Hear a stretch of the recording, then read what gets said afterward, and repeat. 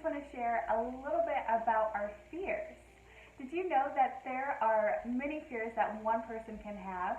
And so just to identify some, they are fear of not being known, fear of not being good enough, fear of failing and success, fear of making a mistake. So as we think about these fears, I want you to try to identify which one do you identify with. Because the more you get to know yourself, the more you can say, oh, this is why I'm responding this way. We can always do a self-analyzation to figure out what are we operating out of. Many times it is either fear or love. So in order to walk in love, we have to be able to know what do we really fear.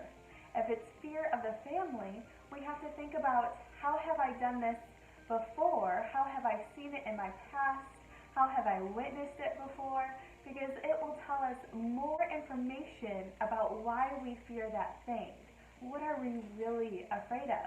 Are we really afraid of other people's responses? And so therefore, we are trying to take care of their emotions because we care about not interrupting their instability within themselves. So really, we need to grow in emotional intelligence. That means having a self-awareness of what's going on inside of us so we can better serve not just ourselves but others. Because essentially, we cannot control how other people feel. So we have to continue to say, why am I responding this way? Why am I afraid of how they might respond? Because ultimately, it's their feelings they have to deal with. So how do we stay true to ourselves and say, even though I am fearful of this, I'm still going to be true to myself and stick up for what is right for me and what is true to me, because we don't want to do things where it makes us lie to ourselves. When we are not doing what we know is right for us, essentially we're lying to ourselves. We're telling ourselves that we cannot trust our choices, our decisions. And it comes very subtly. So that's why you have to really know the motives behind your behaviors. Because determining your why as to why you're doing something, which is facing those fears, you're going to understand your motivation behind that and saying, am I really operating out of fear or love? Because what would love look like? Love would be telling that person in truth and love and saying, I know that you might not like this, but this is how I'm feeling about this situation. And letting them just deal with how it might be, as long as you are staying true to you. So, in order to work through these fears, we need to build that self-esteem within us. How do we do that? The first thing you can do is talk to yourself positively. Treat yourself as if you are your best friend.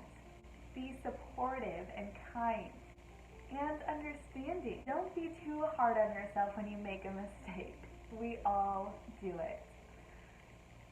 So when you take this into consideration, I want you to think, what would my best friends say to me? What would I want them to say? And am I doing that for myself?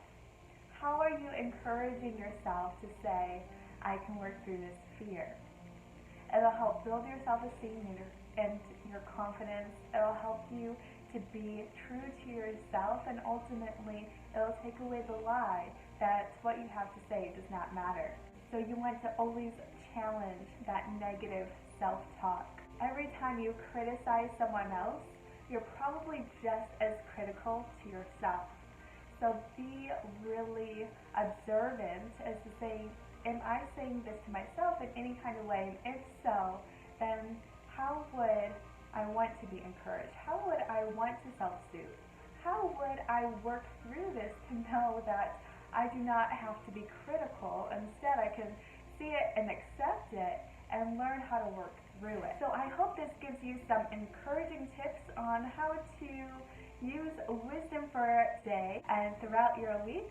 As next Wednesday, hopefully I will come back with another tip. So if there's something you want to learn, be sure to share it down below. Let me know what you think. Because the more we build each other up, the more we can be united and like-minded.